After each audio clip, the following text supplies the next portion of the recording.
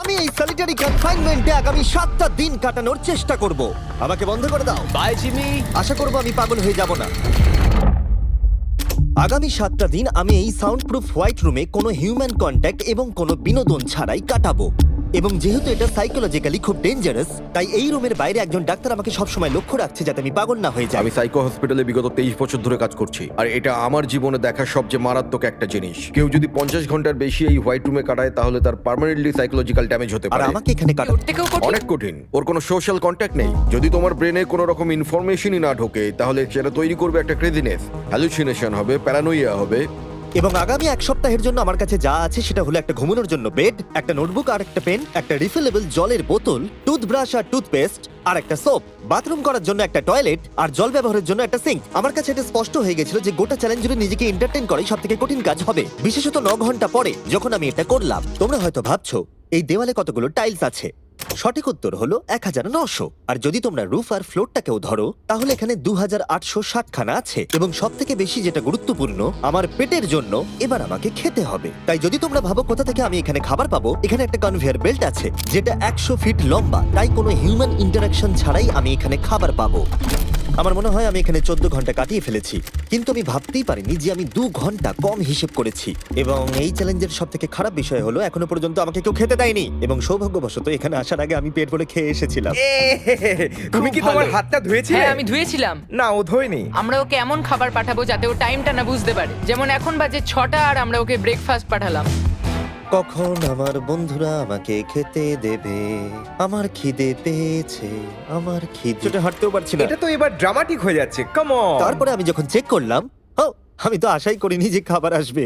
এটা কিন্তু দারুণ খেতে। এটা ঠান্ডার শুকনো নয়, তবু এটা খেয়ে আমি বলবো যে এটা কিন্তু দারুণ খেতে। এই সলিটারি কনফাইনমেন্ট সেটটা পুরো মেটাল চেন দিয়ে বাঁধা আছে, আর যদি এখানে আগুন ধরে যায় তাহলে ওরা আসার আগেই সম্ভবত আমি পুড়ে মরে যাব। যাই হোক, এটা না ভেবে আমি বরং অন্য কিছু ভাবি। তখন একটা সাধারণ মেটাল প্লেট একটা আইফোনের মতোই মজা দেয়। ও এত বোর হচ্ছে যে ওর এখন উল্টোপাল্টা জিনিস করতে ইচ্ছে করছে। এটা কিন্তু একটা খুবই অমানবিক অভিজ্ঞতা। এবার আমি একটু ঘুমিয়ে নিই আর দেখা যাক কি হয়। বুঝতে পারছি না আমি কি করব, আমার একদম ঘুমোতে এখন ভালো লাগছে না। এই লাইটগুলো আমার মাথায় প্রচন্ড পরিমাণে চাপ ফেলছে। আমি হয়তো আগামী 5টা দিন এখানে শুয়েই কাটিয়ে দেবো। ওর এই না ঘুমানোর কারণ হলো ওর এখন ঘুমের দরকার নেই। ও ঘুমোতে চায় কারণ যাতে সময় তাড়াতাড়ি কেটে যায়। কিন্তু ওর যেটা করার তা হলো ওর জাগার পর এমন কিছু করা যাতে ওর মনোযোগটা অন্যদিকে থাকে। ও তো দেওয়ালে উঠছে। এটা হলো মানুষের মুক্তির জন্য একটা স্বাভাবিক প্রতিক্রিয়া। সে তার প্রাথমিক প্রবৃত্তির দিকেই এগোচ্ছে। আমি কেন তখন ভেবেছিলাম 4টে বাজে? আমার কি এটা 9টা ভাবা উচিত ছিল না? আর যখন আমি দিনের প্রথম খাবারটা খেলাম তখন আসলে বিকেল 4:30 বাজে। সত্যি বলতে খাবারটাকে দেখতে দারুণ লাগছে, কিন্তু এটা খুবই ঠান্ডা। বাকিটা খাবার থেকে বরং আমি না খেয়েই থাকবো। তাই আর যখন আমার দ্বিতীয় খাবারটা এলো মনে হলো মাত্র 1 মিনিট পেরিয়েছে। দেখা যাক কনভেয়ার বেল্টে কি এসেছে। দাঁড়াও, এটা কতক্ষণ পরে এলো? আমাকে কি দুবার খাওয়াচ্ছে নাকি? আজকে ডেফিনেটলি 2 নম্বর দিন, আর আমি আর সেটা বোঝাই যাচ্ছিল উনি ঠিকই বলেছেন, কারণ এরপর চ্যালেঞ্জে আমার পাগলামি বেড়েই চলেছিল। তোমাদের কি মনে হয় আমি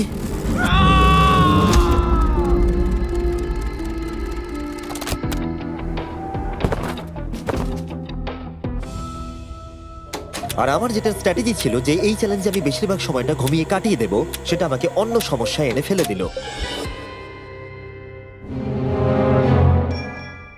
আমি ওখানে খাবার দেখতে পাচ্ছি, এটা তো একদম ভিজে আর ঠান্ডাও। কতক্ষণ ধরে এটা এখানে পড়ে আছে? খাবারটা প্রায় 7 ঘন্টা ধরে ওখানে পড়ে আছে। এই আইসক্রিমটা যে খাবে তাকে আমি সবকিছু দিতে পারি। আমার মনে হয় যতটুকু খাবার আমি খেয়ে ফেলেছি, কিন্তু আবার আমার খিদে পেয়ে গেছে। নর্মালি আমি একসাথে অনেকগুলো ভিডিওর কাজ করে থাকি, তাই সবসময় আমার উপরে বেশ চাপ থাকে। কিন্তু এখন এই মুহূর্তে আমার সেরকম কোনো চাপ মনেই হচ্ছে না। কিন্তু আমার মাথায় অনেক কিছুই ঘুরছে। যেহেতু আমি এখানে একেবারেই একলা, তাই আমি বাইরের জগৎকে প্রতি মুহূর্তে মিস করে চলেছি। এটা সম্পূর্ণ একটা আলাদা অনুভূতি যাতে আমি অভ্যস্ত হয়ে উঠছি। এটা বোঝানো খুবই কঠিন যে কিচ্ছু করার না থাকলে কি মনে হতে পারে। আমি আবার খুব বোর হতে শুরু করে দিয়েছি। ও সত্যি বলতে আমার মাথার উপরে খুব চাপ পড়ছে এবার। আমার বোর লাগছে, বাঁচাও। আমি এখনো 168 ঘন্টার কাছাকাছিও পৌঁছতে পারিনি, তাই যখন 65 ঘন্টা হলো আমি এটা করতে শুরু করলাম। হাতের উপরে আমি দাঁড়াতে পারবো?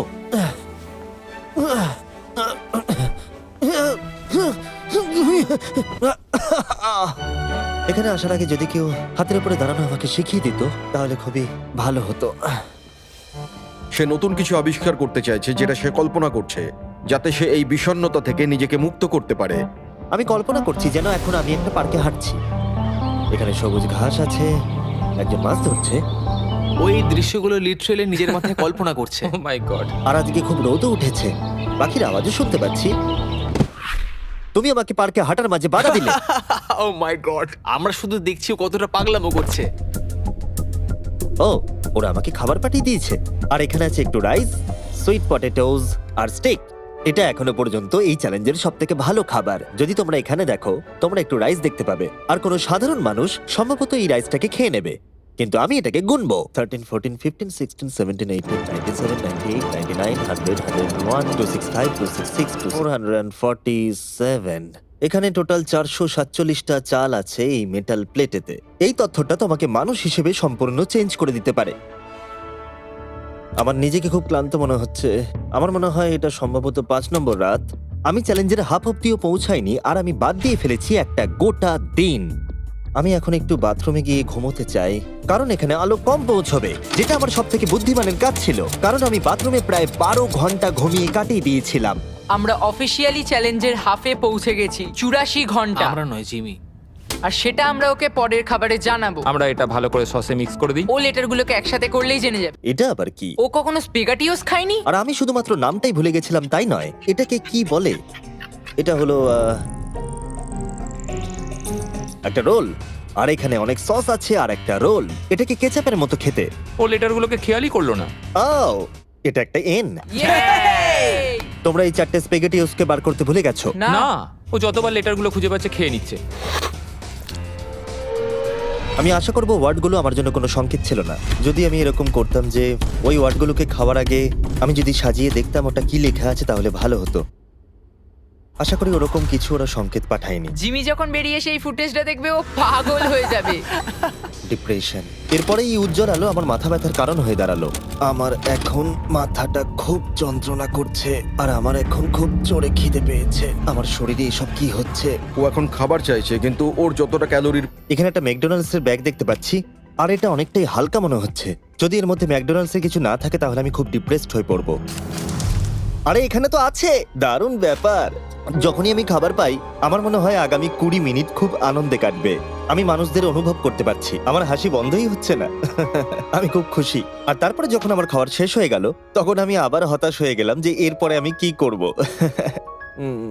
এখানে যেন আমার সময় একেবারেই কাটতে চাইছিল না। আমি গেস করার চেষ্টা করলাম এখন কটা বাজে, কিন্তু আমার কোনো ধারণাই ছিল না। আমার মাথায় এখন নানান আজে বাজে জিনিস ঘুরে বেড়াচ্ছে। নিজেকে এন্টারটেইন করার জন্য কিছু তো করতেই হবে। আমি এই ম্যাকডোনাল্ডসের চিজ বার্গার র্যাপারটা নিলাম, আর এই কাপটা যার মধ্যে আমার টুথব্রাশ রাখা ছিল। আর এখন এটা হয়ে গেল একটা বাস্কেটবল। LeBron, স্টেফ, Covey. মনে হয় বাস্কেটবল আমার জন্য নয়, তার থেকে বেসবল অনেক ভালো। এইটা তো হওয়ার কথাই ছিল না। তারপরে আমার মনে পড়লো যদি আমি এটা একটা কাঁটা চামচ আছে, আবার একটা ইনডেস্ট্রাক্টেবল প্লেট যেটা আমার প্রথম খাবারে দিয়েছিল। এবার এটাকে আমি ছুঁড়বো, দেখা যাক কত দূরে আমি ছুটতে পারি।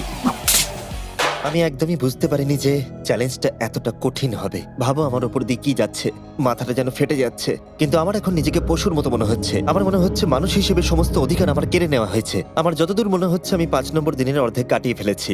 আমি সত্যি আমার গার্লফ্রেন্ডকে খুব মিস করছি, আর আমার দলকেও ততটাই মিস করছি, এমনকি নোলানকেও। আমি এখন বলতে পারি মেন্টালি আমার অবস্থা একদম তলানিতে এসে ঠেকেছে। এটা সত্যি আমি অনেক টাকা দিতে রাজি আছি এটা জানার জন্য যে এখন কটা বাজে। চলো দেখা যাক আমি কেন ভাবলাম যে 33 ঘন্টাই চ্যালেঞ্জে বাকি আছে। আমি 5 বার ঘুমিয়েছি।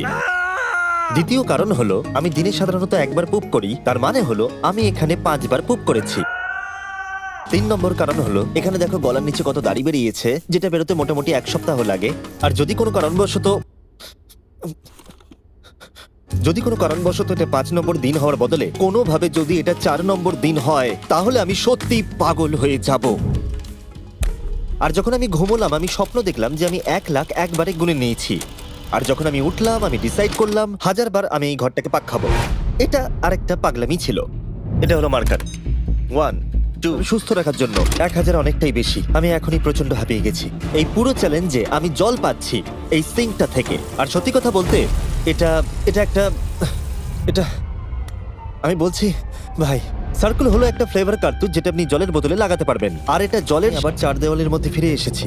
এই কার্তুজগুলো আপনি অনেকবার রিফিল করে ব্যবহারও করতে পারবেন। এটা খুব ভালো, কারণ ছেলেরা আমাকে এটা পাঠাতে খুবই দেরি করে। মাঝে মাঝে তো আমি একটা দিয়েই গোটা দিন কাটিয়ে দিই। যদি তোমরা আরো বেশি জল খেতে চাও আর জলের টেস্টকে আরো বাড়িয়ে তুলতে চাও, যেটা স্বাস্থ্যের পক্ষে খুবই ভালো, তাহলে যান drinkcircle.com এ অথবা লোকাল ওয়ালমার্টে গিয়ে নিয়ে নিন। আমি সবকিছু করে ফেলেছি নিজেকে এন্টারটেইন করার জন্য, কিন্তু সত্যি কথা বলছি কোনোটাই কাজ করছে না। আর আমি সার্কুলার সম্পর্কে বলার পরে কার্ল এই দুজনকে নিয়ে এলো যাদেরকে আমি 100 দিন আটকে রেখেছিলাম। ওয়াও আমরা এসে গেছি। এটা দেখো, এটা দেখে তোমাদের ভালো লাগবে। যে তোমাদের 100 দিন বন্দি রেখেছিল তার এখন মুখটা দেখো। তোমরা যেটা করেছিলে তার থেকে এটা সহজ না কঠিন? না, এটা অনেক কঠিন, কারণ আমার কাউকে চাই যে আমার সাথে একটু কথা বলবে। আর এবার বিষয়টা ঘুরে গেল। এখন আমি ছিলাম হোয়াইট কিউবের ভেতরে, আর বেলি আর সুজি আমার উপরে প্রতিশোধ নিচ্ছে। এই দেখো, এইভাবে কনভেয়ার বেল্টটা কাজ করে। ওরা খালি আর খিদে পেয়েছে জিমি। এটাই খাও। আমার আর ভালো লাগছে না, আর আমার ভালো লাগছে না, আর আমার ভালো লাগছে না। আজকে ওকে একটু বেশি উত্তেজিত দেখাচ্ছে।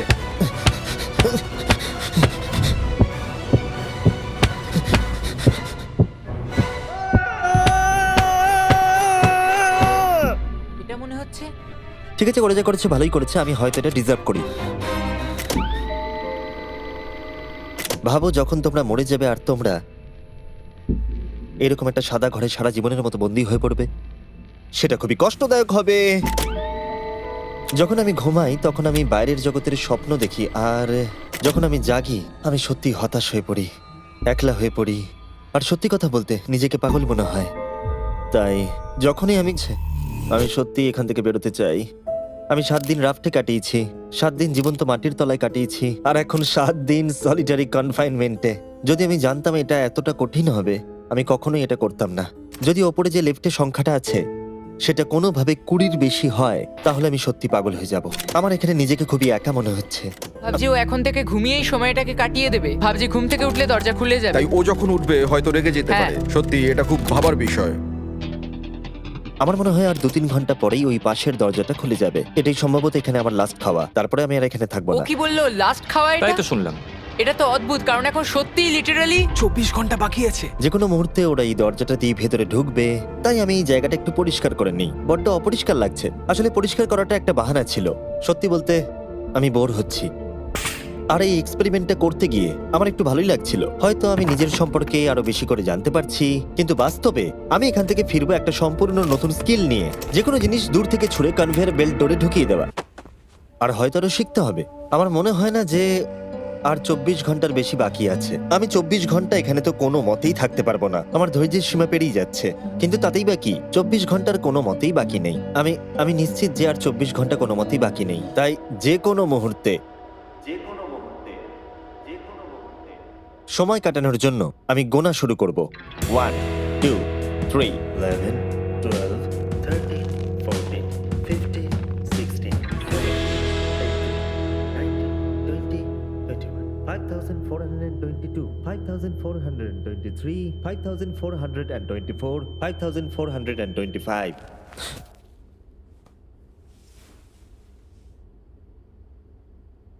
আমি সত্যিই ওখানে কিছু একটা শব্দ শুনতে পেলাম।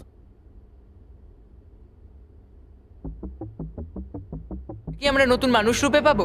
আমি ওকে এরকম ভাবে দেখে খুব চিন্তিত। ও কিছু না করতে পেরে একেবারে ভেঙে পড়েছে। আমরা ওকে এতটা স্ট্রাগল করতে দেখিনি যতটা ও এই ভিডিওতে করছে। হ্যাঁ, কারণ ওর সাথে মানুষের কোনো যোগাযোগই নেই। অন্যভাবে দেখতে গেলে একটা বাচ্চা ছেলে ঘুম থেকে উঠলে যেমন হয়, ও অনেকটা সেরকম। ঠিক আছে, 10 মিনিট বাকি আছে, যাই আমরা তৈরি হই। Thank you. হ্যাঁ, গুড লাক। আমি এবার মরে যাব।